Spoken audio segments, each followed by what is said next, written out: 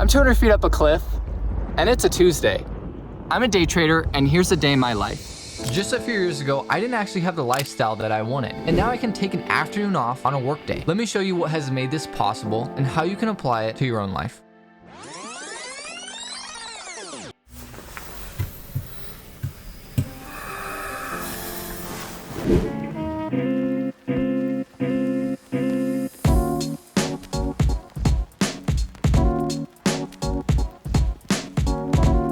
Check this out. So I'm actually in a trade right now. It's up about $1,900.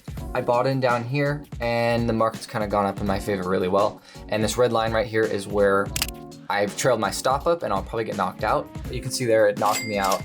And so locked in my profits for the day. So with that trade, I'm actually gonna be done for the day. It's about 8:40 right now. And I generally only trade for 2 to 2.5 hours a day. And this is because if you're doing trading right, it's actually really, really boring. And I don't allow myself to, go on my phone or watch YouTube while I'm trading because I've actually missed trades or lost trades because I was distracting myself. And so I've found that I have to try and sit there and, I'll stretch or twiddle my thumbs or play tug of war with my dog, but I do something that's not super engaging because in this day and age with technology being what it is, it's so easy to lose the skill of patience. And in reality, when it comes to trading, I would say patience is the #1 key when it comes to trading. So if you're actually a trader, you have to almost practice the skill of being bored and being patient. And that's something that's really hard to do and I struggle with every day still. After trading, I take a break by going for either a walk, a trail run, or the dog park. I do this because trading is surprisingly stressful. Even if you're just sitting there, you're constantly having to analyze and make decisions, which is really draining. And this break allows me to reset and focus for the rest of the day.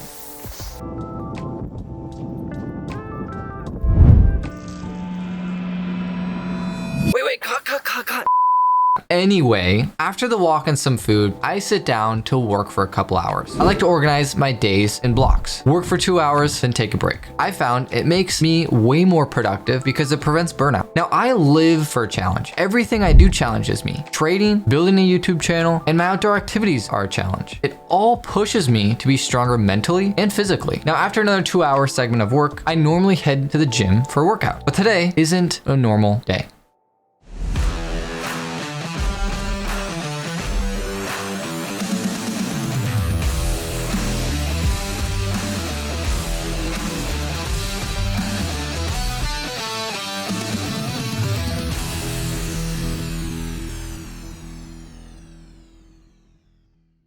So a lot of the outdoor activities I do can really depend on the season or just what we're kind of feeling at the time. And it's either rock climbing up, crazy kind of cliffs, going up glaciated mountains where you have to jump over massive cracks in the ice, or just skiing down a mountain that we just hiked up. And so these are usually reserved for the weekend though, because they can take a long time. Sometimes we're going for 17 hours straight on some of these trips. And so in the work week, clearly you don't have that much time. So today we're going on to a more of a local spot. It'll be shorter, quicker as our outing. And I've also got something happening later today at 8 o'clock that I need to make sure I'm back for.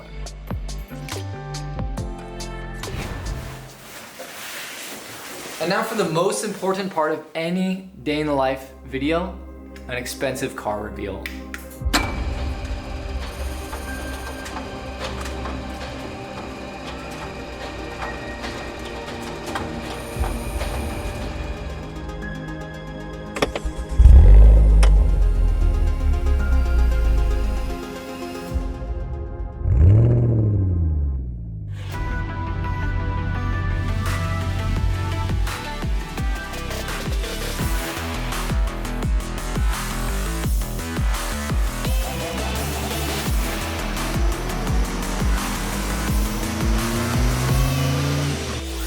Yeah, just kidding. It's just a dirty Subaru Outback. We just made it to the base of the climb. We're gonna start here and then just pretty much go all the way up this, kind of up here and zigzag back and forth. And I'm telling you, it always looks scarier than it actually is.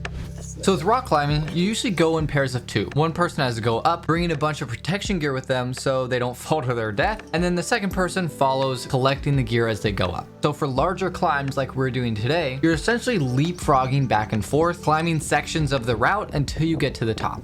Or if you're crazy, you can do what's called free soloing, and you climb without a rope or any protection.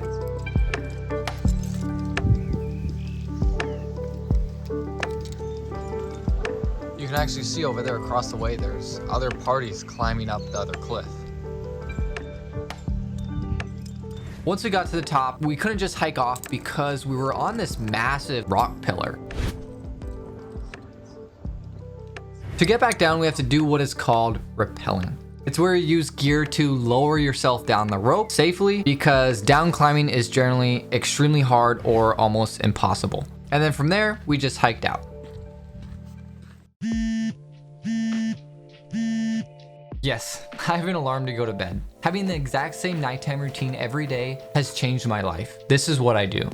I take my watch and phone and put them in my office. I found being on my phone right before bed increases my chance of struggling to go to sleep. Then I start with a hot shower. What this does is it heats up my body, doing two things. First, it relaxes my muscles, so if I have anything that is tight or sore, it's less likely to make me uncomfortable while sleeping. Second, it causes my body to start trying to cool down. And research has shown that what this does is it starts your body producing melatonin, which is the hormone that helps make you go to sleep. The next big step is doing some stretching. After the hot shower, your muscles are loosened up, and being able to stretch will help them even more. I often have a tight lower back, so working that out before bed is important so it doesn't bother me in the middle of the night and interrupt my sleep. Sometimes my brain will not shut off at night, and I'll sit in bed for hours trying to go to sleep. I found that journaling before I go to bed as a brain dump helps me get my thoughts out on paper, so I'm not thinking about it when I'm trying to go to sleep. Also, I write my priorities and a rough schedule for the next day. This helps me go into the next day with a purpose. Then finally, I get into bed and read. I'll generally read some science fiction story, keeping it simple. I don't want to read something that is super interesting and stimulating my brain, because that will potentially wake me up. I'll read until I feel ready to fall asleep, which is generally 15-20 minutes. And then from there, I'll generally fall asleep right away.